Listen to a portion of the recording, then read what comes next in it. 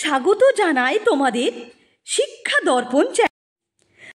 আজকের আলোচ্য বিষয় হলো প্যাভলকের ক্লাসিক্যাল কন্ডিশনিং থিওরি বা প্যাভলকের প্রাচীন অনুবর্তন তত্ত্ব। আজকের ক্লাসে আমরা প্যাভলকের প্রাচীন অনুবর্তন তত্ত্ব এবং সেই রিলেটেড যে সমস্ত এমসিকিউ টাইপের কোশ্চেন হতে পারে সে সমস্ত বিষয়গুলোকে নিয়ে আমরা আলোচনা করব। আমি তোমাদের আগের ক্লাসে ভিভিস থিওরি মানে আচরণমূলক তত্ত্বের মধ্যে থর্নডাইকের ট্রাই অ্যান্ড এরর থিওরি মানে প্রচেষ্টা ও ভুলের তত্ত্ব পড়িয়ে দিয়েছি। তোমরা যদি এটি না দেখে থাকো ডেসক্রিপশন বক্সে লিঙ্ক দিয়ে থাকবো, সেখান থেকে দেখে নিতে পারো। এছাড়া আমি পার্সোনালিটির বিভিন্ন তত্ত্বগুলো পড়িয়ে দিয়েছি। এছাড়া ইন্টেলিজেন্ট মানে বুদ্ধির বিভিন্ন তত্ত্বগুলো আমার পড়ানো হয়ে গেছে। এছাড়া সোশিওলজিক্যাল ফাউন্ডেশন অফ এডুকেশনের মধ্যে বিভিন্ন বিষয়গুলো, Indian school of philosophy, western school of ফিলোসফির মধ্যে যে সমস্ত স্কুলগুলো আছে সেগুলো আমার পড়ানো হয়ে গেছে।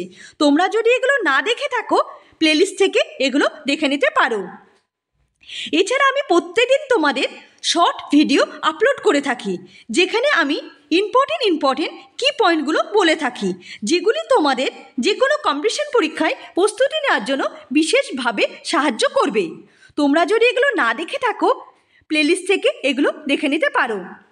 এছাড়া আমার পড়ানো যদি তোমাদের ভালো লেগে থাকে চ্যানেলটা লাইক, শেয়ার এবং সাবস্ক্রাইব করতে ভুলবে না, এবং পাশে থাকা বেল আইকনটি প্রেস করে দেবে। তাহলে আমি কোনো ভিডিও আপলোড করলে সবার আগে তোমাদের কাছে পৌঁছাবে। তাহলে শুরু করা যাক আজকে প্যাভলকের প্রাচীন অনুবর্তন তত্ত্ব বা প্যাভলকের ক্লাসিক্যাল কন্ডিশনিং থিওরি। ভিডিওটা স্কিপ না করে পুরো ভিডিওটা দেখার অনুরোধ রইল। আশা করি তোমাদের ভালো লাগবে।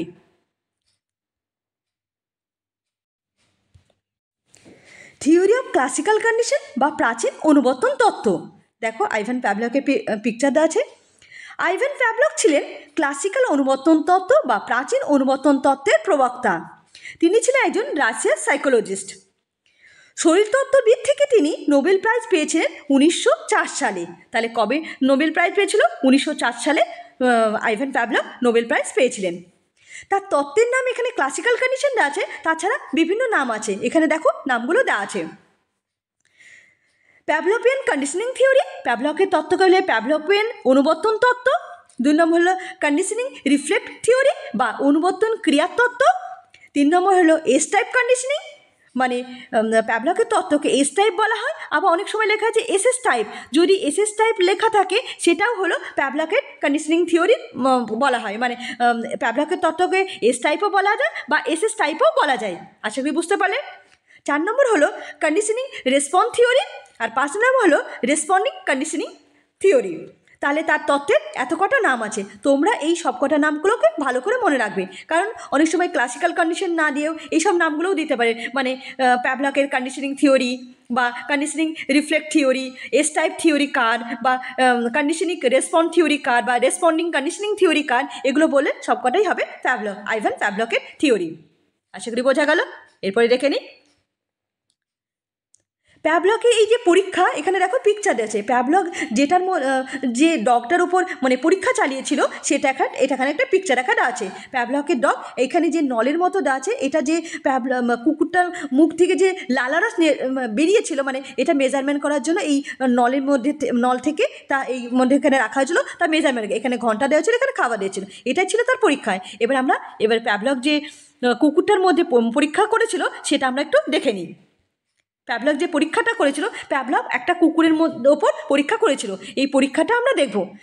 তার আগে বলে দিই তোমাদের, এখানে বারবার লেখা আছে অনুবর্তন মানে প্যাভলকের তত্ত্বকে কি বলা যায়, দেখো লেখা আছে প্রাচীন অনুবর্তন তত্ত্ব। আমাদের প্রথমে জেনে নিই অনুবর্তন জিনিসটা কি। অনুবর্তন মানে হলো অনুবর্তন বা কন্ডিশনিং মানে হলো অভ্যাস, মানে কোনো কাজে যে মানুষের যেটা অভ্যাসে পরিণত হয় সেটাকে বলে কন্ডিশনিং। যেমন একটা উদাহরণ দিই, একটা বাচ্চা প্রত্যেক দিন তার মা অফিস থেকে সন্ধ্যাবেলায় বাড়ি আসে, তখন তার জন্য একটা গিফট নিয়ে আসে। সেই বাচ্চাটা পরিণত হয়েছে যে আমার মা সন্ধ্যাবেলা আসবে, কলিং বেলে আওয়াজ শুনলেই সে বাচ্চাটা ভেবে নেয় যে তার মা আসছে এবং তার জন্য গিফট নিয়ে আসবে। এই যে বাচ্চাটার মধ্যে যে অভ্যাসে পরিণত হয়েছে সেটাকেই বলে কন্ডিশনিং। আশা করি বোঝা গেল। অনুবর্তন মানে কন্ডিশনিং, আর কন্ডিশনিং অর্থ হলো মানে অভ্যাসে পরিণত হওয়া, সেটাকে বলা হয় কন্ডিশনিং। তাহলে আমরা যে প্যাভলক যে পরীক্ষা করেছিল সেই পরীক্ষাটা এবার একটু দেখে নিই। পরীক্ষাটা 3টে মানে স্তর হয়েছে। একটা হলো বিফোর কন্ডিশনিং, মানে অনুবর্তনের পূর্বে কীরকম অবস্থা ছিল, অ্যাট দ্য টাইম কন্ডিশনিং মানে অনুবর্তনের সময়, আর হলো কন্ডিশনিং আফটার কন্ডিশনিং মানে অনুবর্তনের পর। প্যাভলভ যে পরীক্ষা করেছিল সেটা 3টি স্তরের মধ্যে হয়েছিল, একটা হলো অনুবর্তনের পূর্বে, অনুবর্তনের সময়, আর একটা হলো অনুবর্তনের পরে। এবার আমরা দেখে নিই অনুবর্তনের পূর্বে কী ছিল। অনুবর্তনের পূর্বে হলো unconditioning stimulus equal to unconditional response. তাহলে কি যে আনকন্ডিশনাল স্টিমুলাস কি? আনকন্ডিশনাল স্টিমুলাস হলো, এখানে লিখে দিই আনকন্ডিশনিং স্টিমুলাস। আনকন্ডিশনিং স্টিমুলাস হলো ফুড। আনকন্ডিশনাল স্টিমুলাস থেকে তৈরি হচ্ছে আনকন্ডিশনিং রেসপন্স, মানে ফুড। আনকন্ডিশনিং রেসপন্স হলো স্যালাইভা, মানে হলো লালারস। মানুষ কুকুরের যখন খাবার দেখে তখন তার মুখ থেকে মানে সেই লালারসটা বেরিয়ে আসছে, এটা হলো আনকন্ডিশনাল রেসপন্স। মানে এটা হলো মানে স্বাভাবিক প্রক্রিয়া। মানুষ মানে কুকুর যখন তার খাবার দেখে সেখান থেকে যে লালারসটা বেরিয়ে আসছে, এটা হলো স্বাভাবিক প্রক্রিয়া, এটা কোনো কন্ডিশন মানে মানে অনুবর্তন করা হয়নি। অনুবর্তনের আগে এটা ছিল, এটা মানে খাবার দেখলে তার লালারস বেরিয়েছে, মানে আনকন্ডিশনাল স্টিমুলাস থেকে আনকন্ডিশনাল রেসপন্স হচ্ছে, এটা তার স্বাভাবিক প্রক্রিয়া। এখানে দেখো, এখানে পিকচার আছে, কুকুর যখনই তার খাবার দেখছে মানে খাবার দেখছে তখন তার লালারস বেরিয়েছে, এটা হলো এটা হলো আনকন্ডিশনিং স্টিমুলাস থেকে হচ্ছে আনকন্ডিশনিং রেসপন্স, এটা একটা স্বাভাবিক প্রক্রিয়া। আর আর এখানে যে ঘন্টাটা আছে, ঘন্টা সেইটাই মানে পরীক্ষাটা শুরু করার আগে তখন যদি কুকুরটার সামনেখানে ঘন্টা বাজে তখন তার সে এই লালারসটা বেরোবে না, এটাকে বলা হয় এই টাইমে মানে পরীক্ষাটা শুরু করার আগে মানে অনুবর্তনের পূর্বে এই পরীক্ষাকে এই ঘন্টাটাকে বলা হচ্ছে নিউট্রাল স্টিমুলাস। মানে ঘন্টা দেখে কুকুরের লালারস বেরোচ্ছে না, মানে ঘন্টা বাজলে সে বুঝবে না যে খাবার বা কিছু এইসব ব্যাপার নেই, তার জন্য। আর ঘন্টাটা হচ্ছে নিউট্রাল স্টিমুলাস, মানে ঘন্টাটা দেখে কুকুরের কোনো লালারস বেরোবে না, এটা তাহলে কী হচ্ছে স্বাভাবিক উদ্দীপক থেকে স্বাভাবিক প্রতিক্রিয়া হচ্ছে, আনকন্ডিশনাল স্টিমুলাস থেকে রেসপন্স হচ্ছে, মানে খাবার দেখে কুকুরের লালারস বেড়েছে, এটা হলো স্বাভাবিক প্রক্রিয়া। এখানে কোনো কন্ডিশন হয়নি, মানে মানে কোনো অনুবর্তন তৈরি হয়নি। এবার দেখো যে বিফোর কন্ডিশন মানে অ্যাট দ্য টাইম কন্ডিশন, মানে যখন পরীক্ষাটা হয়েছিল তখন কি হয়েছিল, তখন কি করেছিল, তখন সিএস মানে ঘন্টা, মানে যে ঘন্টা রয়েছে ইউসিএস মানে ফুড ইকুয়াল টু ইউসিআর মানে স্যালাইভা। তারপরে কি করা হয়েছিল, দাঁড়াও এখানে লিখে দিই।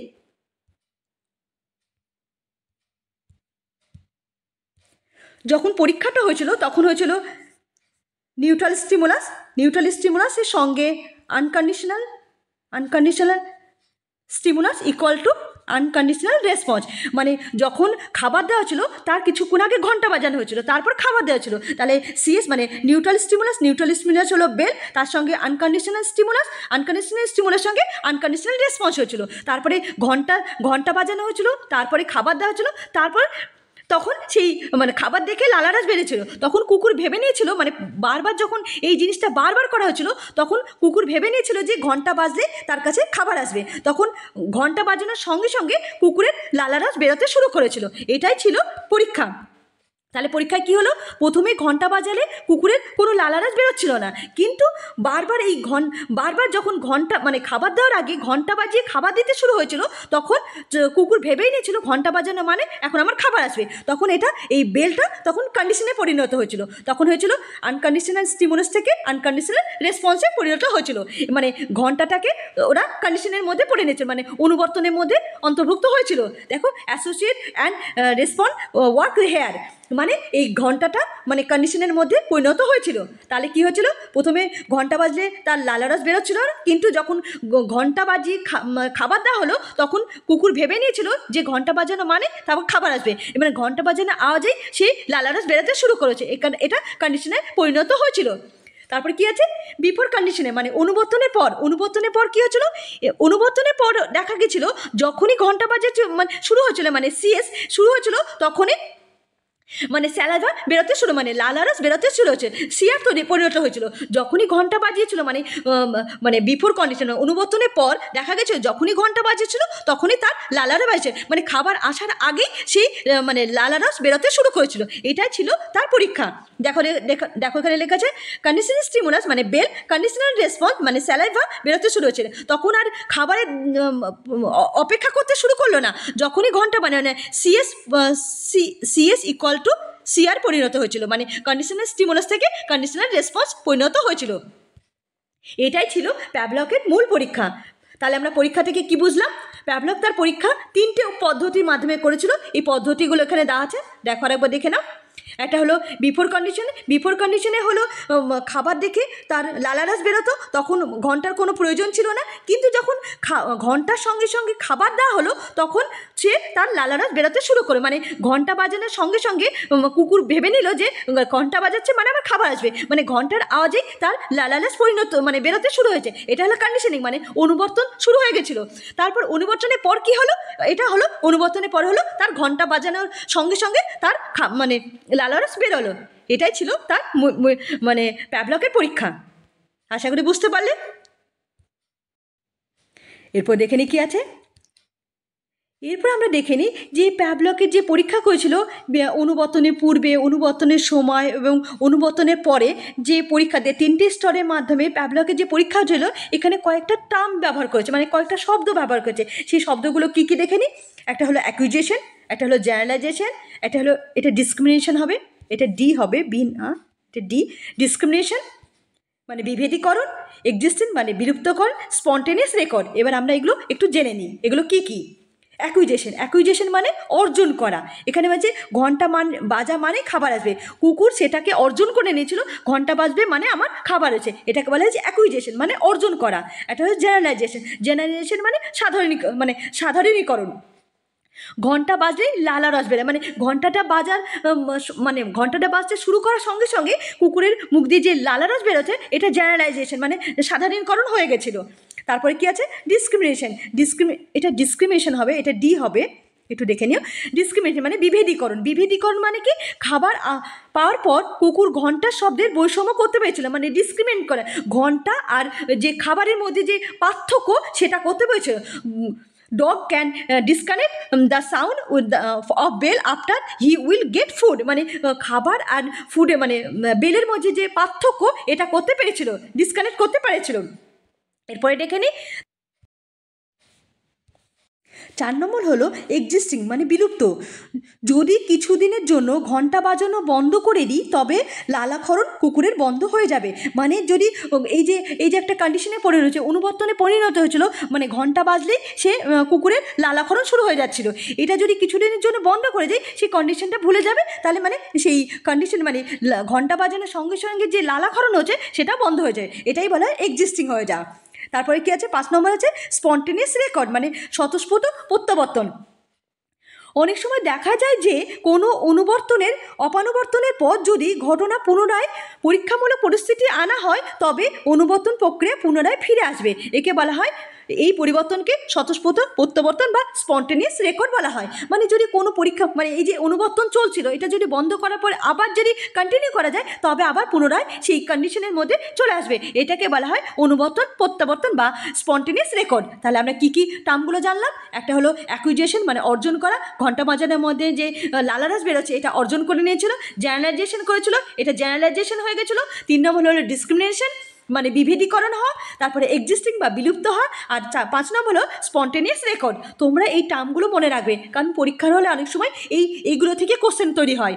অ্যাকুইজিশন, জেনারেলাইজেশন, ডিসক্রিমিনেশন বা এক্সিস্টিং বা স্পন্টেনিয়াস রেকর্ড, এগুলো থেকে কোশ্চেন হয়। আশা করি বোঝা গেল। এরপরে দেখে নিই কী আছে। এবার দেখো এখানে কোনটাকে ব্যাকওয়ার্ড কন্ডিশন বলে, কোনটাকে ফরওয়ার্ড কন্ডিশন বলে, বা কন্টিনিউয়াস কন্ডিশন বলে, কোনটা ট্রেস কন্ডিশন বলা হয়, এখানে লেখা আছে। এবার একটু দেখে নিই কোনটা ব্যাকওয়ার্ড কন্ডিশন। মানে ব্যাকওয়ার্ড কন্ডিশন বা পাশ্চাত্যমুখী অনুবর্তন। পাশ্চাত্যমুখী অনুবর্তন কী বলা হয়? ইউএস প্রিসিড সিএস মানে আনকন্ডিশনাল স্টিমুলাস থেকে প্রিসিড কন্ডিশনাল স্টিমুলাস, মানে সাপেক্ষ উদ্দীপকের উপস্থাপনের পূর্বে অসাপেক্ষ উদ্দীপকের উপস্থাপন হয়। মানে যখন অসাপেক্ষ উদ্দীপকটি আগে উপস্থাপন হয় তখন তাকে বলা হয় ব্যাকওয়ার্ড কন্ডিশন মানে পাশ্চাত্যমুখী অনুবর্তন। আর ফরওয়ার্ড কন্ডিশন কাকে বলে? ফরওয়ার্ড কন্ডিশন বলা হয় অসাপেক্ষ উদ্দীপনের পূর্বে সাপেক্ষ উদ্দীপনের উপস্থাপন, মানে সাপেক্ষ উদ্দীপক যখন প্রথমে উপস্থাপন হয় তাকে বলা হয় ফরওয়ার্ড কন্ডিশন। আর ব্যাকওয়ার্ডে কী হচ্ছে? অসাপেক্ষ উদ্দীপক প্রথমে উপস্থাপন হয়, আর ফরওয়ার্ড কন্ডিশনে সাপেক্ষ উদ্দীপক প্রথমে উপস্থাপন হবে। তারপরে কি আছে? সিমুলটেনিয়াস কন্ডিশন মানে যুবক অনুবর্তন। যুবক অনুবর্তন কাকে বলে? এটা এখানে ইংলিশটা একটু ভুল আছে, সাপেক্ষ অসাপেক্ষ উদ্দীপক একই সময়ে উপস্থাপন হয়, মানে যখন সাপেক্ষ ও অসাপেক্ষ উদ্দীপক একই সময়ে উপস্থান হয় তাকে বলা হয় সিমুলটেনিয়াস উদ্দীপক। মানে CS and US common and terminate at the same time, যখন সেম টাইমে দুটো উপস্থান হয় তখন তাকে বলা হয় সিমুলটেনিয়াস কন্ডিশন, মানে একই সময়ে উপস্থান হয়। আর ট্রেস কন্ডিশন কাকে বলা হয়?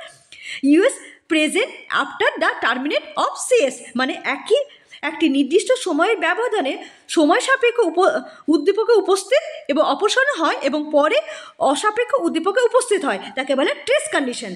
আশা করি বুঝতে পারলে। এখানে যে কন্ডিশনে মানে কন্ডিশনের যে ভাগগুলো দেওয়া আছে, ব্যাকওয়ার্ড কন্ডিশন কাকে বলে বা ফরওয়ার্ড কন্ডিশন কাকে বলে বা সিমুলটেনিয়াস কন্ডিশন কাকে বলে বা ট্রেস কন্ডিশন কাকে বলে, এখানে কাকে বলে তার দেওয়া আছে। তোমরা এটা একটু দেখে নিও, কারণ পরীক্ষার হলে যদি এক্সামিনের ইচ্ছা একটু কোশ্চেনকে কঠিন করবো তাহলে এগুলো অনেক সময় দিয়ে দেয়। ব্যাকওয়ার্ড কন্ডিশন বা ফরওয়ার্ড কন্ডিশন বা সিমুলটেনিয়াস কন্ডিশন কাকে বলে এগুলো অনেক সময় দিয়ে দেয়, তো এগুলো একটু মনে রাখবে। তারপরে আমরা দেখে নিই, এবার আমরা দেখে নিই প্যাভলকের যে অনুবর্তন প্রক্রিয়া হচ্ছিল, এদের শিক্ষাক্ষেত্রে প্রাচীন অনুবর্তন প্রক্রিয়ার যে প্রয়োগ আছে সেটা আমরা মানে প্যাভলকের যে অনুবর্তন প্রক্রিয়া হচ্ছিল যা শিক্ষাক্ষেত্রে কীভাবে প্রয়োগ করা হবে সেটা আমরা একটু দেখে নিই। 1 নম্বর কি আছে? শিশুর প্রথম কথা বলা বা ভাষা শিক্ষার ক্ষেত্রে এই কৌশল প্রযুক্ত হয়। শিশু যখন বিভিন্ন ধরনের ভাষা সৃষ্টি করে তখন বয়স্করা যদি কোনো অর্থবহ শব্দ তাদের সামনে বারবার উচ্চারণ করে তাহলে এই ধরনের অনুবর্তন ঘটে। যেমন শিশুরা যখন কথা বলে তখন একটা শব্দকে যদি বারবার সেই বাচ্চার সামনে কন্টিনিউ উচ্চারণ করা যায় তখন সেই কথাটা শিখে নেয়, এটাকে বলে অনুবর্তন বা কন্ডিশনিং। আমি কি বলেছিলাম আগেই বলেছিলাম, অনুবর্তন মানে অভ্যাস, মানুষ এটা অভ্যাসে পরিণত হয়, সেটাকেই বলা হয় কন্ডিশনিং বা অনুবর্তন। তারপরে 2 নম্বর কি আছে? শিশুর সুঅভ্যাস গঠনে এই প্রক্রিয়া প্রয়োগ করা যায়, যেমন পরিষ্কার পরিচ্ছন্নতা, বয়স্কদের প্রতি শ্রদ্ধা, যেমন পরিষ্কার পরিচ্ছন্নতা বা বয়স্কদের প্রতি শ্রদ্ধার জন্য যে অনুবর্তন যে অভ্যাসে পরিণত করা হয় এই কন্ডিশনিং থিওরির দ্বারা এগুলো শেখা যায়। 3 নম্বর কি আছে? সামাজিক মনোভাব গঠনে এই প্রক্রিয়া সহায়ক হয়। 4 নম্বর হলো বানান, নামতা, বারবার গণনা বা মাস গণনা ইত্যাদির মতো যান্ত্রিক পুনরাবৃত্তিমূলক শিখনে এই কৌশল প্রয়োগ করা যায়। মানে যখন কোনো সময় বাচ্চাদের যখন নামতা শেখানো হয় বা বানান শেখানো হয়, যখন বারবার সেই কাজটা করবে তখন সেই মানুষটা সেই বাচ্চার মধ্যে সেটা অভ্যাসে পরিণত হবে। এই যে অনুবর্তন প্রক্রিয়ার মাধ্যমে এই সব জিনিসগুলো শেখানো যায়। আশা করি বুঝতে পারলে কী কী হয় শিক্ষাক্ষেত্রে তার মানে প্রাচীন অনুবর্তনের প্রয়োগটা কীভাবে হয় তা। এবার আমরা এবার একটু যে প্রাচীন অনুবর্তন থেকে যেরকম টাইপের কোশ্চেন হয় সেগুলো আমরা দেখে নিই। আর আমাদের অনুবর্তন প্রক্রিয়া পড়ানো কমপ্লিট হয়ে গেল। এবার আমরা কোশ্চেনগুলো একটু তাড়াতাড়ি দেখে নিই কী কী আছে। 1 নম্বর কোশ্চেন হলো প্রাচীন, এখানে প্রাচীন লেখা উচিত ছিল। প্রাচীন অনুবর্তন প্রক্রিয়া আবিষ্কার করেন থর্নডাইক, প্যাভলক, হাল, টলম্যান। তাহলে আশা করি তোমরা সবাই জানো প্রাচীন অনুবর্তন তত্ত্বের আবিষ্কার হলেন প্যাভলক। অ্যান্সার হবে বি। কত সালে নোবেল পুরস্কার পেয়েছেন? মানে প্যাভলক কত সালে নোবেল পুরস্কার পেয়েছেন? অপশান কি আছে? 1903, 1904, সি আছে 1905 আর ডি আছে 1906। তাহলে প্যাভলক কত সালে নোবেল পুরস্কার হয়েছে? 1904 সালে। এরপরে কোশ্চেনটা দেখে নিই। 3 নম্বর কোশ্চেন কি আছে? প্রাচীন অনুবর্তনে সিএস বলতে বোঝায়, মানে সিএস বলতে কি বোঝায় সেটা জানতে চাওয়া হয়েছে। Condition structure, continuous structure, continuous stimulus, condition stimulus and classical stimulus.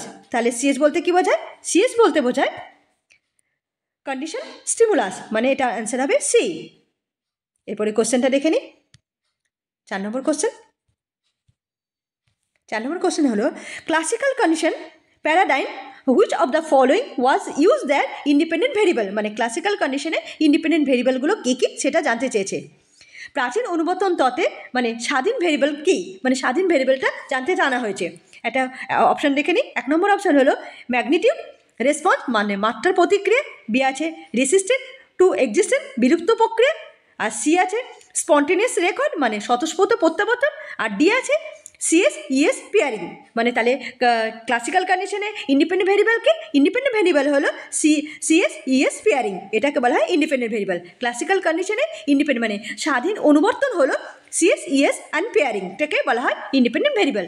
আশা করি বুঝতে পারলেন। এর 5 নম্বর কোশ্চেনে লাস্ট কোশ্চেন দেখো। এই তোমাদের একটু আগে বললাম ফরওয়ার্ড কন্ডিশন বা সিমুলটেনিয়াস কন্ডিশন কি, এখানে একটা মানে সেট এর সঙ্গে সেট বি এর ম্যাচ করতে বলেছে। তো প্রথমে দেওয়া আছে ফরওয়ার্ড কন্ডিশন। ফরওয়ার্ড কন্ডিশন কি? ফরওয়ার্ড কন্ডিশন হলো ফরওয়ার্ড কন্ডিশন, তারপরে দিয়েছে simultaneous condition, trace condition and backward condition. প্রথমটা দেখে নিই ফরওয়ার্ড কন্ডিশন। ফরওয়ার্ড কন্ডিশন আর এদিকে দিয়েছে সেট বি এ কি আছে? US precede CS, CS and ES continuous terminate at the same time, আর সিএস প্রিসিড ইউএস আর US present after the terminate of CS. তাহলে প্রথমটা কি আছে? Forward condition. ফরওয়ার্ড কন্ডিশন কি? ফরওয়ার্ড কন্ডিশন হলো সিএস প্রিসিড ইএস, মানে এরটা 3 হবে। কোথায় দেখো 3 লেখা আছে? এটা ডি আছে 3, এখানে আনসারটা চলে আসছে। আর সিমultaneous কন্ডিশন, সিমultaneous কন্ডিশনের সেম টাইমে হবে, তাহলে এটা বি হবে, এটা 2 নম্বর হবে। CS and US common and terminate in the same time, মানে সিমultaneousের সেম টাইমে হয়। আর ট্রেস কন্ডিশন হলো 4, CS is present after the terminate CS. আর ব্যাকওয়ার্ড কন্ডিশন হলো এটা হবে ইউএস প্রিসিড সিএস। তাহলে কি হলো? Forward condition. এটা তোমরা মনে রাখবে, কারণ অনেক সময় পরীক্ষা এটা দিয়ে দেয়, forward condition, backward condition, simultaneous condition বা ট্রেস কন্ডিশন, এটা এই ম্যাথটা করতে অনেক সময় দিয়ে দেয়। তোমরা এই ম্যাথটা ভালো করে মনে রাখবে, তাহলে আমাদের কমপ্লিট হয়ে গেল। প্যাভলকের এই যে থিওরিটা কমপ্লিট হয়ে গেল। প্যাভলকের ক্লাসিক্যাল কন্ডিশন, মানে প্যাভলকের যে ক্লাসিক্যাল কন্ডিশন আমরা কমপ্লিট করলাম। আমরা কী তাহলে পড়লাম? প্যাভলক যে ডগের উপর, মানে কুকুরের উপর পরীক্ষা ছিল, 3টে লেভেলে হয়েছিল। এই 3টে লেভেলটা একটু ভালো করে মনে রাখবে। এটা প্রথমটা হলো ইউসিএস থেকে হয়েছিল, আরেকবার বলে দিই। একটা হলো ইউসিএস ইকুয়াল টু ইউসিআর, মানে আনকন্ডিশনাল স্টিমুলাস থেকে আনকন্ডিশনাল রেসপন্স। তখন বেলের কোনো মানে নিউট্রাল স্টিমুলাস ছিল বেল, তখন বেল বাজলে মানে তখন সেই কন্ডিশন, মানে তখন লালারস বেরোচ্ছিল না, এটা ছিল অনুবর্তনের পূর্বে এইরকম অবস্থা ছিল। যখন অনুবর্তন হয়েছিল তখন কি করেছিল? তখন বেলের সঙ্গে মানে এনএস এর সঙ্গে, মানে নিউট্রাল স্টিমুলার সঙ্গে আনকন্ডিশনাল স্টিমুলার ম্যাচ করে দিয়ে তখন তৈরি হয়েছিল আনকন্ডিশনাল রেসপন্স, মানে লালারস বেরোতে শুরু হয়েছিল। যখন ঘন্টা বাজিয়েছিল এবং খাবার দিয়েছিল তখন তার লালারস বেরিয়েছিল। আর বিফোর কন্ডিশনে কী হয়েছিল? ঘন্টা বাজানোর সঙ্গে সঙ্গে যে কুকুরের লালারস বেরোতে শুরু হয়েছিল। এটাই ছিল প্যাভলকের মূল পরীক্ষা। আর পরীক্ষার সঙ্গে যে টার্মগুলো ইউজ করেছে সেগুলো একটু মনে রাখবে। অ্যাকুইজেশন বা generalization, discrimination, existence, spontaneous record, আর এই যে এগুলো বললাম এগুলো তো মনে রাখবে। আর এই কোশ্চেনগুলো আছে, এরকম টাইপের কোশ্চেনগুলো সাধারণত প্যাভলক থেকে পড়ে। তোমরা এগুলো ভালো করে করবে, তাহলে সব কোশ্চেন পারবে। আশা করি তোমাদের এগুলো ভালো লাগলো। আর আমার পড়ানো তোমাদের কেমন লাগেছে তোমরা মেসেজ করে বলবে। আর তোমাদের যদি কোনো জিনিস মানে কোশ্চেন জানা থাকে আমাকে মেসেজ করবে, আমি তার উত্তর দেবো। আর আমার পড়ানো যদি তোমাদের ভালো লেগে থাকে চ্যানেলটা লাইক, শেয়ার, সাবস্ক্রাইব করতে ভুলবে না। ধন্যবাদ।